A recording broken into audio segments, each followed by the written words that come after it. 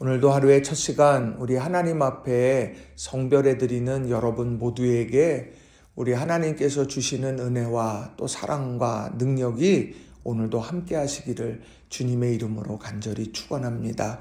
오늘은 출애굽기 26장의 말씀을 중심으로 광야에서 세워지는 체질화된 신앙, 광야에서 세워지는 체질화된 신앙이라는 제목으로 함께 말씀의 은혜를 나누기를 원합니다.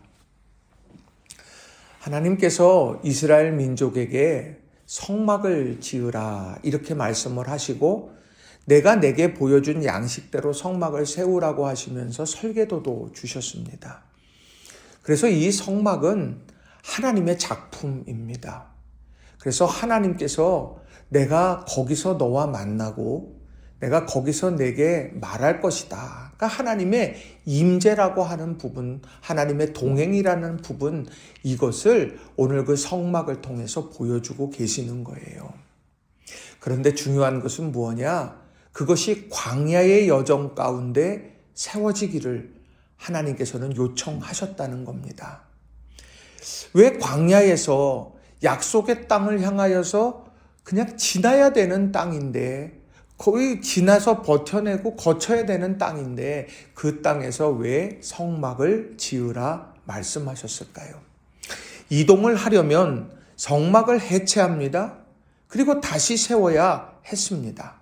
그것이 이렇게 반복적으로 이루어진다라고 하는 것, 그것은 굉장히 고된 일이고 번거로운 일처럼 보여질 겁니다.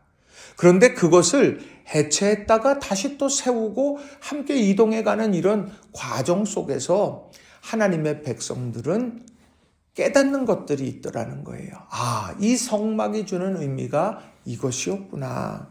그것이 바로 오늘 광야 가운데에서 우리가 살아갈 수 있고 견뎌낼 수 있었던 비결이었구나.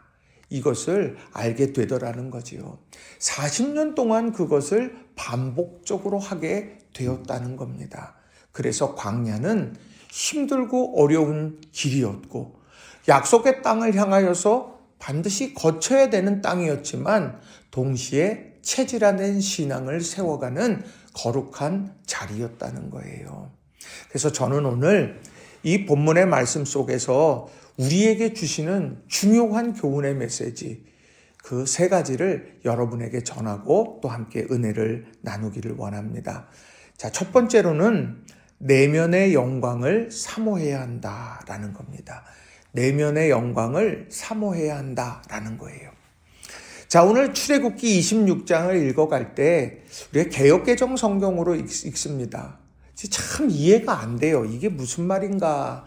그럴 때 여러분, 우리가 세번역 성경 이것을 옆에 두고 그리고 우리가 구글 이미지 검색 이런 것을 해서 성막 사진을 놓고 그림을 놓고 같이 견주어 읽으면 이것이 훨씬 더 우리가 쉽게 다가온다는 거예요.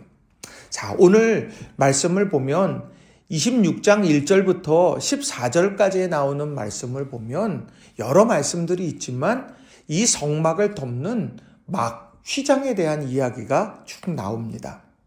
자, 네 가지로 설명을 드릴 수가 있습니다. 자, 가장 안쪽에 있었던 것이 무엇냐? 오늘 1절 말씀이에요. 자, 너는 성막을 만들되 가늘게 꼰 배실과 청색, 자색, 홍색 실로 그룹을 정교하게 수놓은 10폭의 휘장을 만들지니. 그러니까 가장 안쪽에 정교하게 수놓은 휘장, 아주 예쁜 색깔이에요. 청색, 자색, 홍색 실로 정교하게 수놓은 휘장 10폭이 있다는 거예요. 그리고 그 위에 7절에 염소털 막이 있어요. 7절을 읽어드립니다. 그 성막을 덮는 막 곧 휘장을 염소털로 만들되 11폭을 만들지며. 그리고 세 번째로는요, 그 염소털 막 위에 순양의 가죽, 그리고 순양의 가죽 위로 해달의 가죽이 맨 마지막에 있는 거예요. 14절을 보시면 붉은 물들인 순양의 가죽으로 막의 덮개를 만들고 해달의 가죽으로 그 윗덮개를 만들지니라. 그러니 정교하게 수놓은 휘장의 가장 안쪽에 있고 그 위에 염소털 막이 있고 그 위에 순양의 가죽, 그 위에 해달의 가죽으로 이 성막을 덮고 있다라고 하는 겁니다. 자, 어느 게 제일 예쁠까요? 해달의 가죽이 예쁘겠습니까? 청색, 자색, 홍색 실로 그룹을 수놓은 휘장이 예쁘겠습니까? 어떤 것이 더 아름답겠어요? 누가 말해도, 누구에게 물어봐도 정교하게 수놓은 휘장이 가장 아름답다 말씀할 거예요. 저는요, 거기에 우리의 신앙의 본질이 있다 생각합니다. 겉모양 투박해요. 해달의 가죽. 그런데 중요한 것은 안으로 갈수록 더 화려하고 안으로 갈수록 더욱더 본질로 향해 있다라고 하는 것입니다. 오늘 하나님의 언약궤 안에 속죄소 위, 증거궤 위에서 하나님께서 만나주시고 거기서 말씀하신다고 합니다. 그게 가장 안쪽에 있는 거죠. 하나님의 말씀, 하나님과의 만남, 그리고 죄가 해결되어지는 속죄소. 이게 가장 중요한 것인데 안으로 들어갈수록 그것이 아름답다.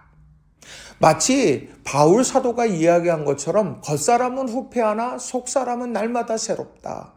정말 우리가 관심해야 되는 것은 무엇이냐? 속사람. 우리가 관심해야 되는 것은 해달의 가죽이 아니라 순양의 가죽을 넘어 염소털막을 지나 정교하게 수놓은 휘장을 지나서 바로 속죄소 언약궤. 그 안으로 하나님의 임재를 바라보며 나아가야 된다. 거기에 우리의 깊은 관심이 있어야 된다라고 하는 것입니다. 그러니 오늘 우리가 삶을 살아가게 될 때 겉모양으로 모든 것을 판단하는 것이 아니라 끊임없이 그 내면을 바라보려고 애쓰는 믿음의 모습이 우리에게 필요하다는. 오늘 우리는 성령이 거하는 전이다라고 고린도서를 통해서 바울 사도가 우리에게 가르쳐 주시죠. 성령께서 우리 안에 거한다. 그러면 내 속사람은 어떠한가? 이걸 돌아볼 필요가 있다는 거예요.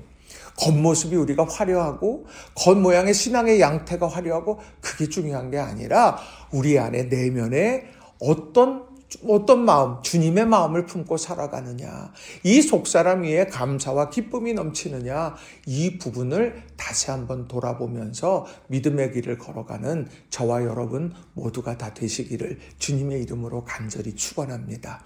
두 번째로는요, 존귀하게 쓰임받는 인생을 살아가야 한다는 거예요.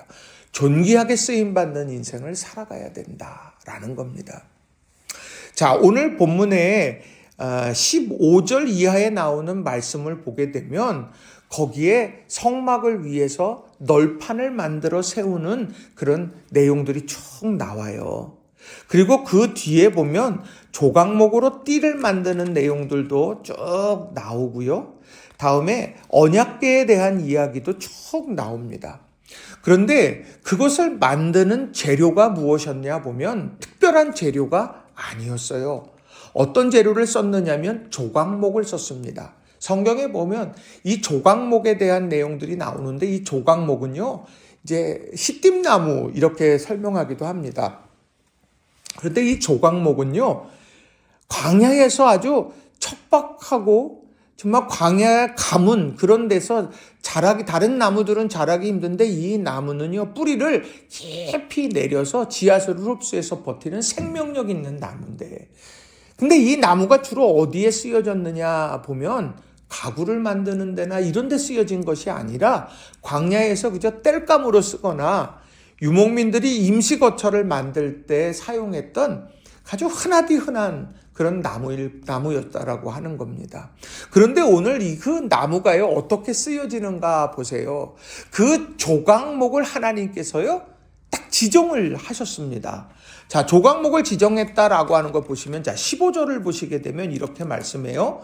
너는 조각목으로 성막을 위하여 널판을 만들어 세우되, 이렇게 말씀을 하고 있습니다. 또 32절도 보면 금 갈고리를 내 기둥 위에 늘어뜨리되 그 내 기둥을 조각목으로 만들고, 이렇게 말해요.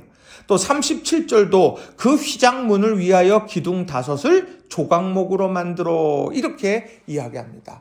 조각목으로 만들라고 하나님께서 분명하게 말씀하고 지정해 주셨다라고 하는 겁니다. 여기에 중요한 의미를 가지고 있습니다. 조각목, 흔하디 흔한 나무예요. 어디서나 볼 수 있는 나무입니다. 레바논의 백향목에 비하면 이것이 얼마나 보잘것없는 나무냐라고 하는 거예요. 그런데 그 평범한 나무가 하나님의 손에 붙들릴 때 거룩한 성막의 재료로 쓰여지고 있다라고 하는 것입니다. 그러니 이게 얼마나 아주 엄청난 존귀하게 쓰임받는 것이겠느냐는 거예요. 그저 땔감으로 사라져버릴 조각목인데, 그저 내가 이거 땔감이나 아니면 내가 임시쳐서 만들다 버려질 것이 조각목인데, 이것이 40년의 세월을 지나가면서 이 조각목이 끊임없이 하나님의 성막에 쓰여졌다. 오늘 우리의 인생도 마찬가지 아니겠습니까? 우리가 조각목 같은 인생이 있다고 생각해 보세요. 여러분, 조각목 인생을 자랑할 법합니까? 백향목에 비교하다 보면 너무도 부족한 것이 조각목인데, 정말 우리가 자랑하는 것, 조각목 같은 나를 하나님께서 붙드셨다. 그래서 이렇게 귀하게 사용하셨다. 이게 우리의 자랑이 되고 우리의 기쁨이 되는 것이라고 말할 수 있다는 거예요. 자, 심지어 하나님께서 어떻게 사용하시는가 한번 보세요. 자, 조각목으로 성막을 위해서 널판을 만든다라고 하는데, 자, 29절에 보면 그 널판들을 금으로 싸서 이렇게 말합니다. 또 32절에도 보면 금갈고리를 내 기둥 위에 늘어뜨리되 그 내 기둥을 조각목으로 만들고 금으로 싸서 이렇게 말씀을 해요. 또 37절도 그 휘장문을 위하여 기둥 5을 조각목으로 만들어 금으로 싸고 이렇게 말합니다. 금으로 싼다라고 하는 건 조각목이 스스로 할 수 있는 것이 아니잖아요. 하나님께서 그렇게 만들어 가신다라고 하는 거예요. 그러니 오늘 우리가 삶을 살아가면서 중요하게 여겨야 될 건 뭐냐? 내가 조각목 같은 인생이다. 그러니 나는 속상해. 조각목 같은 인생이니까 나는 부끄러워. 조각목 같은 인생이니까 나는 희망이 없어. 이게 아니라는 거예요. 하나님의 택하심, 하나님께서 존귀하게 사용하시고 하나님이 금으로 싸시고 이런 일들을 통하여서 우리의 인생은 달라지게 된다라는 겁니다. 내가 비록 질그릇 같은 인생이어도 질그릇 위에 그리스도, 보물이신 그리스도께서 그 안에 담겨질 때 내 인생은 놀랍게 변화되어진다. 우리는 이것을 다시 한번 기억하면서 살아가는 것. 광야를 지날 때 그 광야의 척박함 속에서 하나님이 날마다 그들에게 강조하면서 보여주셨던 것이 이 조각목의 쓰임이라고 말할 수 있다는 거예요. 우리 체질화된 인생은 뭐냐? 내 시선이 조각목 같은 내 인생 가운데 임하신 하나님의 은혜와 능력, 이것을 우리가 바라보는, 이게 바로 체질화된 신앙의 중요한 부분이다. 여러분, 이걸 꼭 기억하시고 믿음 안에서 오늘을 살아가시는 우리 모든 성도님들 다 되시기를 주님의 이름으로 축원합니다. 자, 세 번째로는요, 무엇보다 본질을 붙잡아야 된다라는 겁니다. 무엇보다 본질을 붙잡아야 된다라는 거예요. 자, 영국의 한 등대지기가 있는데요. 이 등대지기는 등대에 이렇게 불을 밝혀서, 그래서 배들이 난파당하지 않게 하는 것이 등대지기의 역할이었습니다. 그런데 어느 날 이 등대지기가요, 이 기름을 이웃 사람들에게 나누어 주었습니다. 근데 그 이웃의 어려운 일들이 있고 그러다 보니까 나눠줬는데, 정작 중요한 것은 무엇이냐? 이웃을 돕는 선한 일이었지만 밤이 되어졌을 때 등대의 불이 꺼져버리게 돼서 배들이 난파되어지는 사고를 발생됐다는 거예요. 자, 여기서 질문을 하나 한다면 등대지기의 본질은 뭘까 보면 불을 밝히는 것이 가장 중요한 것입니다. 우리의 삶에 가장 중요한 것을 놓쳐버려서는 안 된다라고 하는 것, 이것을 우리는 주목할 필요가 있다라고 하는 거예요. 우리가 신앙생활하면서 가장 중요한 것, 다른 여러 가지가 다 중요할 수 있지만 놓치지 말아야 될 중요한 본질을 안다라고 하는 것, 이것은 너무도 중요합니다. 자, 다시 성막으로 돌아가게 되면 성막은 덮개가 중요한 걸까요? 성막에는 널판이 중요한 걸까요? 정말 중요한 것은 무엇이냐? 언약궤와 속죄소라고 말할 수 있습니다. 속죄소, 하나님과 인간이 만나는 자리이고 죄 사함이 이루어지는 자리, 라고 말할 수 있습니다. 하나님이 거기서 말씀하시는 것을 듣고 만나고 그것이 광야를 지날 수 있는 비결이 된다라고 하는 거예요. 자, 그것에 대해서 오늘 34절과 35절에 이렇게 말씀을 합니다. 너는 지성소에 있는 증거계 위에 속죄소를 두고 그 휘장 바깥 북쪽에 상을 놓고 남쪽에 등잔대를 놓아 상과 마주하게 할지며. 자, 여기에 말씀을 보게 되면 증거계 위에 속죄소를 둔다. 이게 제일 중요한 거예요. 그리고 더불어서 35절에 보게 되면 북쪽에 상을 놓았는데 그 북쪽의 상은 진설병상입니다. 거기는요, 하나님과의 교제, 생명의 양식을 상징하는 진설병이 놓여지는 거예요. 남쪽에 등잔대가 있습니다. 등잔대에는 불이 비춰지는 거예요. 어둠을 거두어내는 빛, 성령의 빛, 하나님의 인도하심. 이것이 바로 오늘 남쪽의 등잔대라고 하는 겁니다. 이것이 중요한 거예요. 그것을 덮고 있는 휘장, 그 덮고 있는 해달의 가죽, 이런 것들을 그걸 걷어내고 그것을 지나서 결국에는 이 속죄소, 언약궤의 속죄소를 바라보고 진설병상을 보고 성령의 촛대를 볼 수 있어야 한다는 겁니다. 이걸 놓쳐서는 안 된다는 거예요. 40년 동안 광야 생활을 하면서 성막이 움직일 때마다 사람들은 그것을 보았을 거예요. 아, 우리가 붙잡아야 하는 것이 무엇인가? 우리가 가장 중요하게 여겨야 되는 거, 이 덮개 휘장들이 다 하나하나 거두어지고 마지막에 이 어깨에 걸고서 이 법궤를, 언약궤를 움직여가게 될 때 그걸 보면서 우리가 정말 붙잡아야 되는 건 무엇인가? 우리가 이것을 우리도 보아야 한다는 겁니다. 신앙생활의 본질, 예배. 신앙인의 본질, 무엇이? 말씀. 신앙인의 본질, 기도와 복음 전파. 여러분, 이걸 꼭 기억하시고 믿음 안에서 오늘을 살아가는 저와 여러분 모두가 되시기를 주님의 이름으로 축원합니다. 말씀을 정리합니다. 40년 동안 하나님께서는 이 성막을 지으라고 하시고 성막과 함께 움직이셨습니다. 모든 지파들의 진영, 그 중심에 성막을 놓게 하셨습니다. 왜 그러셨을까요? 번거로운데, 약속의 땅에 들어가서 성전을 그냥 지으시면 될 텐데 왜 굳이 광야에서 이것을 지으라고 말씀하시고 설계도까지 주셨을까요? 다른 데 있는 것이 아닙니다.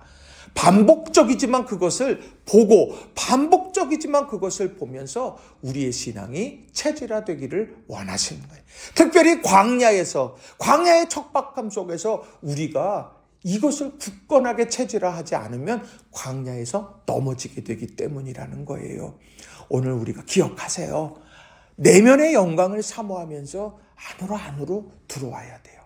존귀에 쓰임받는 인생이 되도록 하나님의 손에 붙들려야 되는 거예요. 무엇보다 본질에 집중적인 관심을 가지고 놓쳐서는 안 된다는 겁니다.